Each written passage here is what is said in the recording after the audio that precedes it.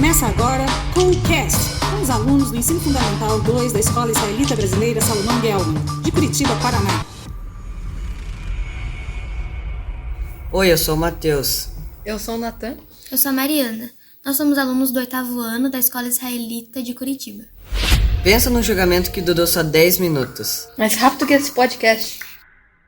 E ela nem teve oportunidade de uma defesa. E o pior, ela era uma mulher e estava grávida. E foi condenada à guilhotina. Pois é, parece mentira, mas esse caso é real. Aconteceu entre 1789 e 1799, no período da Revolução Francesa. Perfeito, Matheus. Eu sou Moura Renan e eu vou continuar mediando esse bate-papo com vocês para a gente construir o que foi o nosso julgamento. Para entender o julgamento, tem que entender o que é a Revolução Francesa e principalmente essa parte do início. Então, o que a gente descobriu sobre esse início da Revolução Francesa? Bom, a gente sabe que na época da França ela era dividida em 3 estados, que era o clero, que era o papa, o segundo estado era a nobreza, que é dos nobres, e o terceiro estado, que era o resto da população, ou seja, 98%.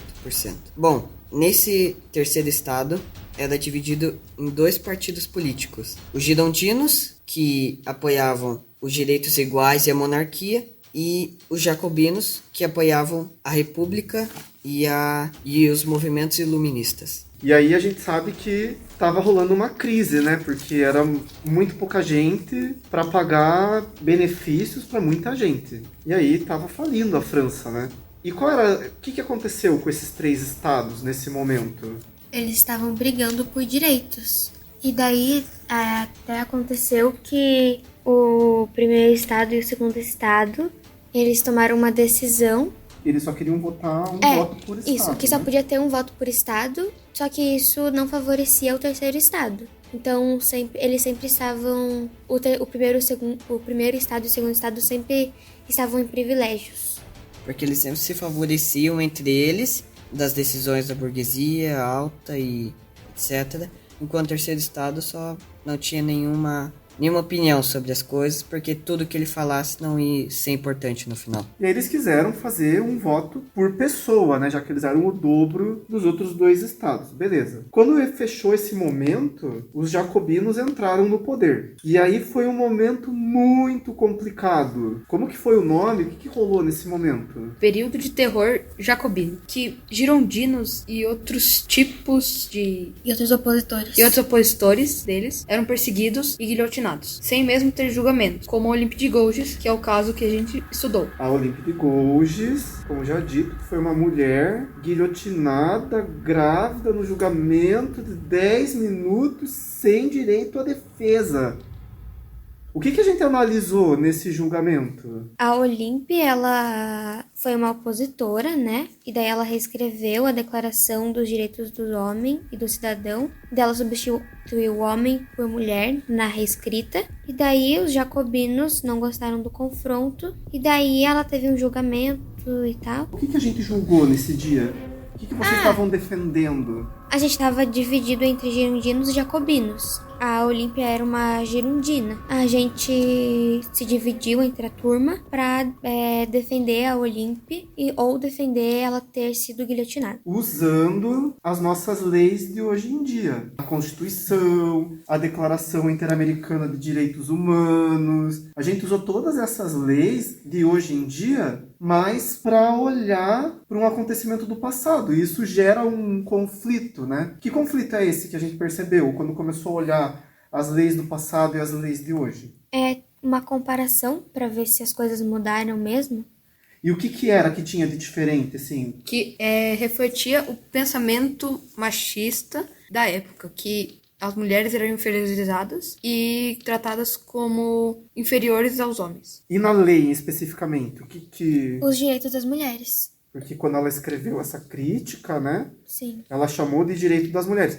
Mas tinha algo semântico, assim, na escrita das leis que mostrava algo na escrita. Ela usava o pronome feminino? Ela usava o pronome feminino. Mas e na lei? Está escrito homem com um H maiúsculo para se referir a todos os gêneros? Porque quando é H maiúsculo, são os 2 gêneros, feminino e masculino. Mas quando é só H minúsculo, se refere só aos homens. E aí, Natan, como é que estava na Declaração dos Direitos do Homem e do Cidadão? Tava escrito homem com minúsculo, que, como a Mariana falou, é só para homens e não para mulheres. Inclusive, acho que no artigo 7 falava que homens com H minúsculo nascem livres para expressão, e só que não tem esse direito para as mulheres. Não tinha uma pra mulher, então ela foi julgada sem ter uma lei pra ela, assim. E onde, assim, quando chega lá no final do julgamento e tal, daí eles fizeram a escrita da condenação dela. E o que tinha lá de marcante que provou que eles eram machistas, misóginos, que eles estavam rebaixando as mulheres? Onde que tava? O que dizia lá no final, na condenação? Que a Olympe queria ser... Ela queria ter os mesmos direitos dos homens. Então, isso quer dizer que homens e mulheres não podem ter os mesmos direitos? Que ela falou, eles falaram que ela queria ser um homem de Estado. Isso. Que ela queria participar da política igual um homem, sendo que não era a posição esperada por uma mulher, né? Para concluir, vocês conseguem pensar se hoje em dia existem outras guilhotinas no mundo virtual? Porque a guilhotina em si não existe mais. Acho que é a censura, né?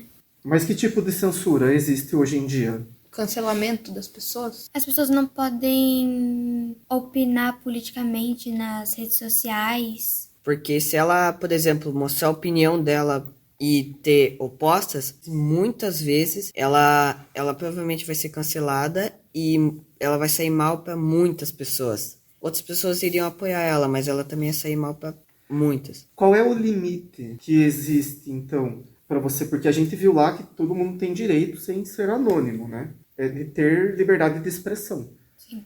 Mas qual é o limite, então? Qual é o limite da liberdade de expressão? Onde ela acaba? Quando isso afeta Pode alguém. falar, Enzo. Quando isso afeta a vida de outra pessoa. Exato, perfeito. E a minha última pergunta é, desse trabalho, o que vocês mais curtiram? Bom, o debate, por exemplo, foi uma coisa bem legal do nosso trabalho, porque a gente conseguiu ver os dois lados que tinham. O lado machista, por exemplo, que tinha, e o lado dela também. Então acho que a gente explorou bem esse... Dos grupos, né? E também dá pra ter essa comparação de como estão as coisas hoje em dia e como eram, como as coisas mudaram ou não. E foi pesado, né? Sim, foi difícil. Foi pancadaria na sala de aula. Vocês acham que hoje em dia as pessoas conseguem se colocar no lugar das outras pessoas como vocês tiveram oportunidade de fazer no debate? No debate vocês viram os dois lados. No dia a dia a gente para ver os dois lados? Não. Muitas pessoas só querem enxergar o lado delas mesmas e não o lado dos outros. Tanto que isso é um problema, né, hoje em dia, que as pessoas não olham o lado das outras e só favorece a elas. Isso é um lado meio egoísta que tem, mas é o que tem hoje em dia. E já saem julgando todo mundo, igual aconteceu nessa época. E como é que foi para as meninas defender a Olympe de Gouges ser guilhotinada? Foi bem difícil defender uma mulher não poder expressar sua opinião, ainda mais sendo uma coisa assim, né? Vocês acham que as mulheres dos tempos atuais, elas se ajudam, elas se defendem ou ainda existe competitividade entre as mulheres? Que elas se ajudam, né? Nem sempre. Tem os dois. Dá pra ver muita competitividade ainda. Comparação, na verdade. Vocês acham que existem mulheres com pensamento machista? Sim. Sim. Mas mudou alguma coisa, então, desde 1800. Tem mulheres que não aceitam toda essa evolução. Principalmente mulheres que não são tão novas. Tipo, mulheres que... pessoas mais velhas. Que foram criadas com esse tipo de pensamento. Muito bom. Muito obrigado. Vocês estão... Nossa, vocês arrasam. Tchau, pessoal. Tchau, pessoal! C'est la guillotine gay, c'est la guillotine. Pour punir la trahison, la haute rapine. Ces amateurs de blason, ces gens qu'on devine. Voilà pour qui l'on a fait ce dont on connaît les faits. C'est la guillotine gay, c'est la guillotine. À force de comploter, l'ordre mutine, à gagner sans y penser, migraine maline. Pour guérir ces messieurs-là, un jour on les mènera à la guillotine, ok, à la guillotine.